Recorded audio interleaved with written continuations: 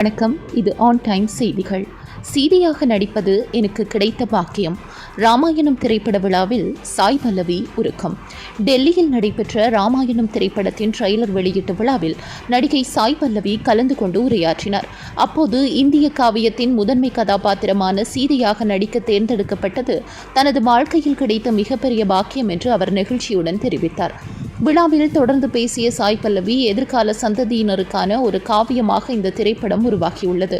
சீதையின் குணநலன்களையும் பண்புகளையும் திரையில் இயல்பாக வெளிப்படுத்த வேண்டும் என்பதற்காக நடித்தேன் என்று பகிர்ந்து கொண்டார்.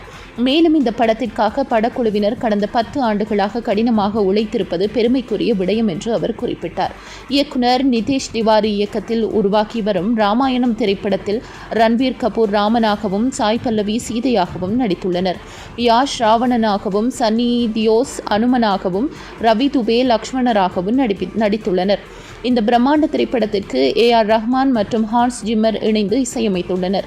2 பாகங்களாக உருவாகி வரும் இந்த திரைப்படத்தின் முதல் பாகம் எதிர்வரும் தீபாவளிக்கும், 2ஆம் பாகம் அடுத்த ஆண்டு தீபாவளிக்கும் வெளியாகும் என படக்குழு அறிவித்துள்ளது. நன்றி.